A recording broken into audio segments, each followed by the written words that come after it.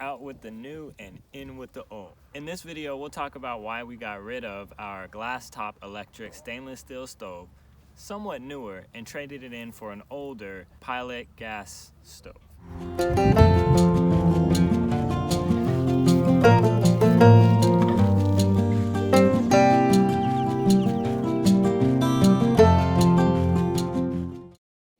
We are so excited about this stove. This is actually our dream stove. For most people seeing this stove, it really looks like a pretty humble old stove. It definitely doesn't have any bells and whistles, but that's really what we like about it.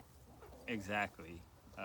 Less to go wrong, less to have to fix, especially the electronic components. Let's talk about some of the benefits. What is it about this stove that we like? One of the things that we love about this stove is the peace of mind that we have, when the power goes out.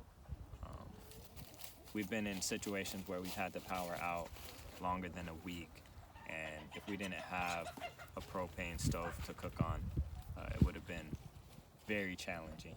Also, we do one day want to transition to off-grid living, and when you can have most of your appliances not run by electricity, it's going to be that much easier when you make that transition to full off-grid living.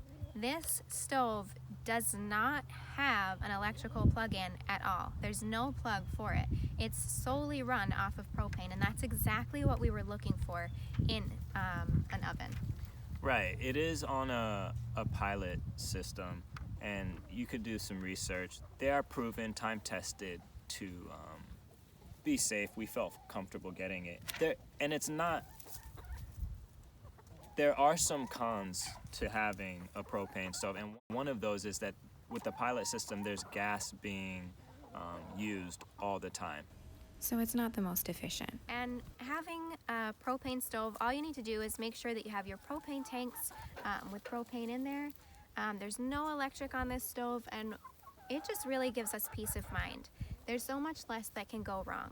As long as you're doing routine maintenance, the likelihood of that happening is a lot less than with electrical components. So you may be wondering, what are you going to pay on a stove like this? Well, you actually can buy these stoves brand new.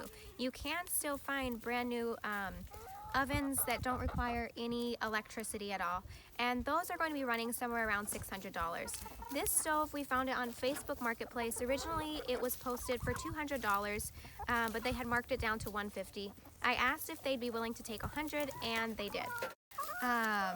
This stove that we got, it was absolutely filthy. Yeah, we spent most of the time cleaning the thing. I almost turned it down, honestly, when I saw it in the back of her pickup, but Dana saw the potential. Yeah, and we scrubbed that thing, and we really got it looking really nice now. So it's well worth the time.